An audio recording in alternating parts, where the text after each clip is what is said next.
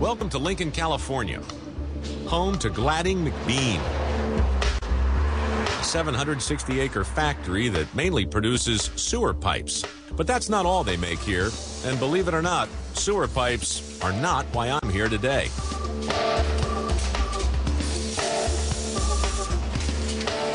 Small pipes, medium pipes, big pipes.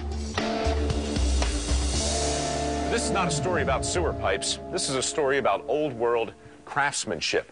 You see, our most famous buildings are starting to fall apart. Classic facades are literally crumbling in front of our very eyes. So what do you do when your gargoyle goes missing or your griffin starts to crumble? You call Gladding McBean. Since 1875, everything manufactured at Gladding McBean has been terracotta, including ornate architectural facades covering some of America's most historic buildings. To create one of these magnificent works of art, it all starts in the plaster department, where I met Louis and Jesse. We're going to make a plaster model that's going to be used to help create a mold? That's correct. What's the difference between a model and a mold? The model, what it is a positive. Then after we make the positive, that's actually how the piece is going to look in the building. Then we take it from there and make a negative, which is the mold that we put the clay into it to form a terracotta piece. What's this thing called? We call it a horse. Okay. What's first? We get a bucket. All right. This is a bucket. We fill it with water. This water's a little dirty, just so you know. Now, is this called a batch of plaster, a mix, or what? It would be a batch, yeah. Okay. Now what? Put it under the mixer. Okay.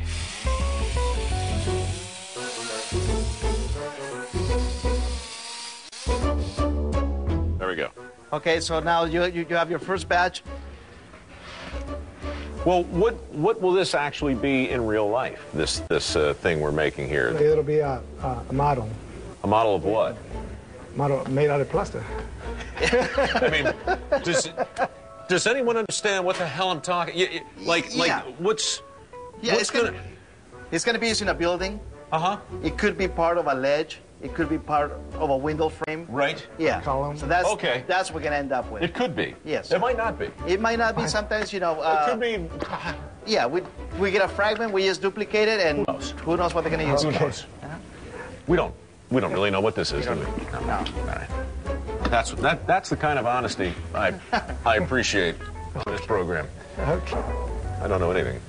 So we're just smearing this everywhere, basically? Everywhere. All right.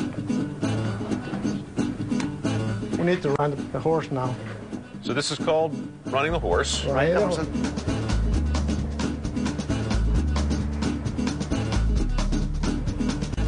so now we're starting to form the outside edge. Add more plaster. Everywhere? Everywhere. Decorative pieces like this one are often made before it's entirely known exactly where they're going to wind up. Ride the horse again? They're designed in such a way that they can fit into any number of locations on the outside of a building. Really? It just seems like such a messy thing to do. I love that. All right. Okay. And then just slap it up there to start building up. Uh-huh. Yeah, we're starting to get dirty. Hey. Looks like we're doing something. I couldn't tell you what. Something to do with molds and models and horses.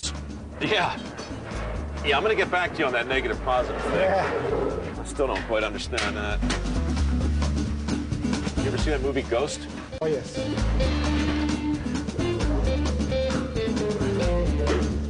Now you can really see it taking shape. Oh, yeah. Now it's starting to look like something you might see on a building. Right. I'm hardening up here, as they say.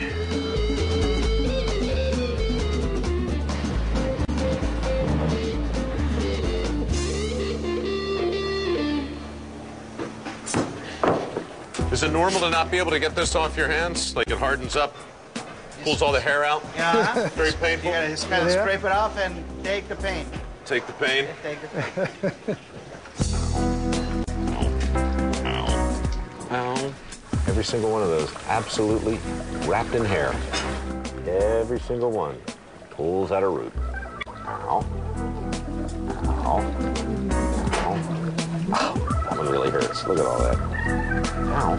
Ow. Ah. Ah. Ow. Ah.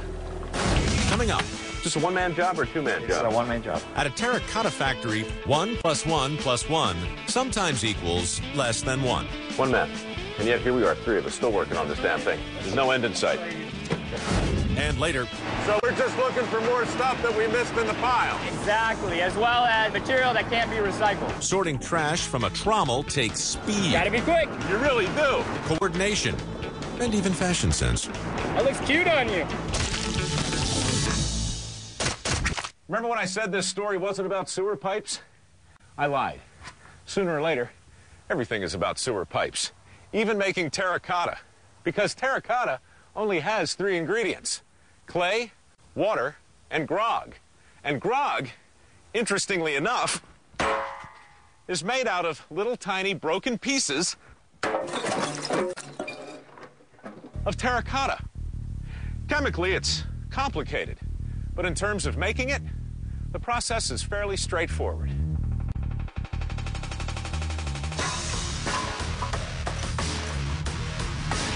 Gladding McBean makes grog from pipes that warp, crack, or otherwise get damaged while being fired. I can make grog all day. Hold my grog. This lack of waste makes terracotta a green process. Everything gets used. Grog works like an alloy. It strengthens and helps control shrinkage during the drying and firing of the terracotta piece. But technically, this material is still too large to be grog. It all comes together here, where the recycled terracotta is further pulverized through an automated system until finally you get grog. The grog is then mixed with clay and water. The clay material produced is what will be used for the final terracotta piece. Well, that was ugly. Let me see if I got my technique here. Better with yourself. Push and twist, basically, Push and right? twist, yeah. All right. How do you know when your pallet's full? It's full. Not full. It's full. Okay. So this is the clay that I took out of the plugging press before, and this is the negative. This is the outer shell of the positive that you made. Your earlier model that you made. Yeah. This is the mold which we're gonna pound the clay into. It's all backwards. More It's or less. reverse. That's why it's a negative. That's why it's a negative. It's reverse of what you did earlier. So this is Gilberto, and he's going to help us fill this with clay. Fill that up to about a thickness of about an inch and a half, because Okay. it's got to dry evenly. So your thickness has to be also within its measurements. What's this thing called? It's just a regular cutter, what we call a cutter. Oh, I see. Just cut it like a piece of piano wire there. That's what it is, string wire. Yeah, regular old. All right. So basically, you're just like making pie crust. That's right. So now he's going to show you how he's going to throw it in there, and then he's going to have to spread it with his fist. Punching. So he's forming it. He's forming it into the mold. So the goal of all of this, get the air out of the clay, and then fill up every little crevice. That's right. I think I got it. We take this nameless thing, throw it through here, cut out a hunk. It gets pretty heavy. Yeah. You don't have to cut the big piece, you know. You Oh, no. don't cut it small. Go big or go home. That's what we say. All right. There you go. And roll it. All right. Okay? Yeah. Right around that spot right there. There you go. There we go. Now with your fist, you can start spreading it.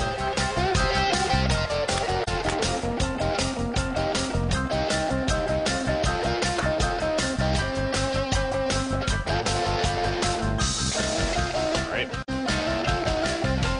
There you go.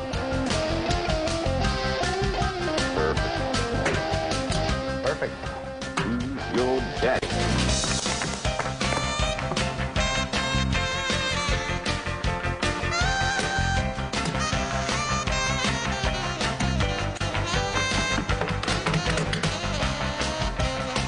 this a one-man job or a two-man job? It's a one-man job. One man. And yet here we are, three of us, still working on this damn thing. There's no end in sight. All right, that looks good.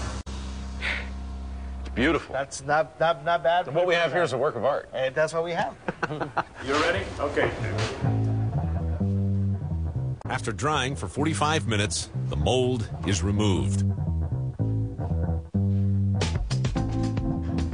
So we started out with a plaster positive, turned that into an upside-down negative. Now, just like that, it's a positive again.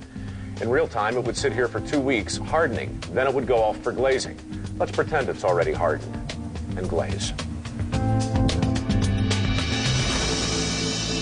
All right, Mike, we're in our glazing area now. So, this is the, what is this? This is like looks like a pedestal for something? This is, it's going to be on the top, almost to the top of the roof, just going around the building. Okay.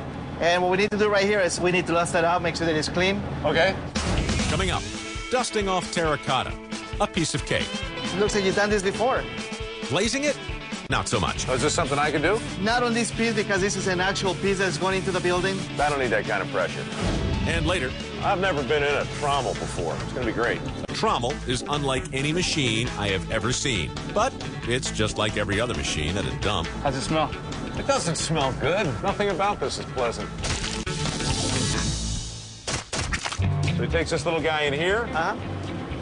And we just got to make sure that we get the whole piece. That's Right. Now, because if you glaze on top of the dust, the glaze will just come off. it won't stick to the piece. That's correct. And when we fire it, it will just crawl right away from the piece.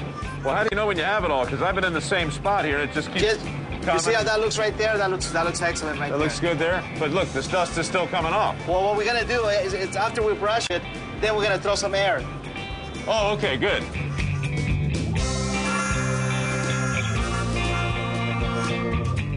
It looks like you've done this before.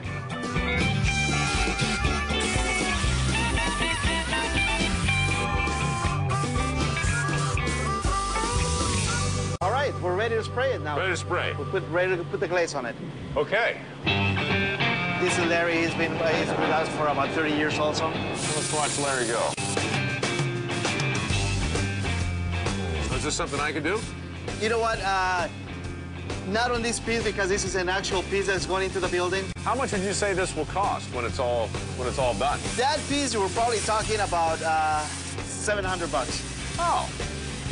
Yeah, you probably want to keep me away from that. Yeah, and not only that, if we have to remake it, we would have to wait another month for it to go through again. Right. And that would delay the project. I don't need that kind of pressure.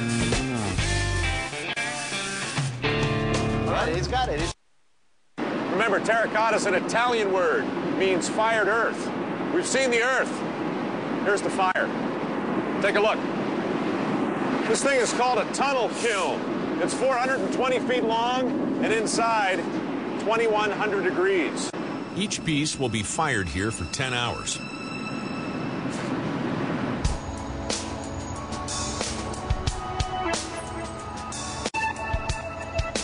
And so we have pieces like this. This sat on the Fireman Funds building in San Francisco, built by Gladdy McBean back in 1914. Look at it.